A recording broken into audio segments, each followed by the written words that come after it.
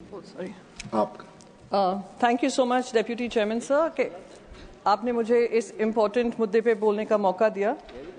Sir ऐसी बहुत सारी बातें कही गई डिफ़ॉल्टर्स के बारे में, लोन राइट ऑफ के बारे में, बहुत सारी चीज़ें। मैंने सोचा कि मैं अपना पक्ष कुछ बातें रखूंगी क्योंकि ये जो बिल आया है अमेंडमेंट के माध्यम से आया है, इस भाव से आया है कि आम आदमी को किस तरीके से उनको और उनके बैंकिंग सिस्टम में सुरक्षा मिली जा सके, पर बनते बनते ऑन ग्राउंड ये सब खास आदमियों के लिए बन जाता है।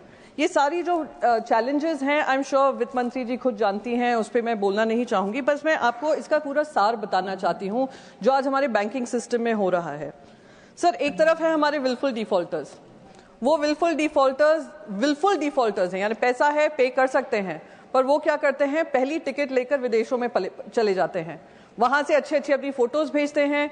कुछ विलफुल डिफॉल्टर्स हैं जो कहते हैं हमने तो इंडियन सिटीजनशिप भी त्याग दी है, नए कंट्री के सिटीजन बन जाते हैं, फिर हमारा देश जागता है, हमारी सरकार जागती है, फिर उनकी सिटीजनशिप रद्द कराती है।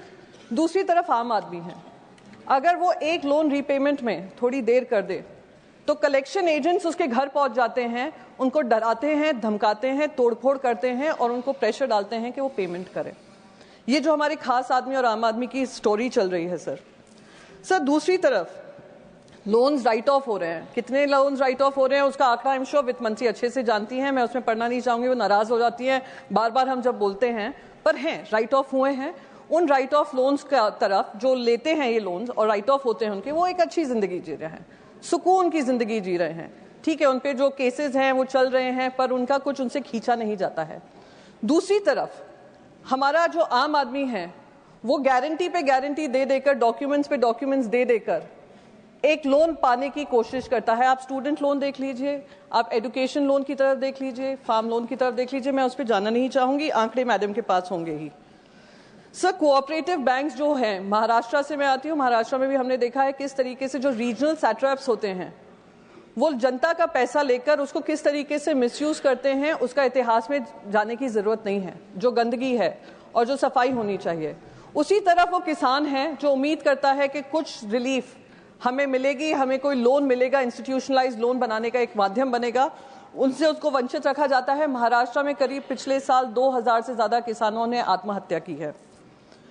सर जो अभी कुछ ही दिन पहले बजट जब पेश किया गया था, प्रधानमंत्री जी खुद क्रिएटर्स इकोनॉमी की बात करते हैं, कंटेंट इकोनॉमी की बात करते हैं, कॉन्सर्ट इकोनॉमी की बात करते हैं, और एक बहुत बड़ा एक कार्यक्रम होने जा रहा है इंफॉर्मेशन ब्रॉडकास्टिंग मिनिस्ट्री की तरफ से, वेव्स का मुंबई में ही होगा। तो एक तरफ हम इस इकोनॉमी की बात कर रहे हैं, हम फंड्स एलोकेट करते हैं, और दूसरी तरफ अगर कोई स्टैंड अप कॉमेडियन कोई जोक कर दे जो हमारे पावरफुल लोगों को पसंद नहीं है, उनका सर विषय पर, हाँ सर ठीक है मैं खत्म कर रही हूँ, उनका विषय पे ये विषय पे फंड एलोकेट हुआ ना, पर वहीं इकोनॉमिक एक्टिविटी को तोड़ फोड़ कर उस पर बुलडोजर चला दिया जाता है।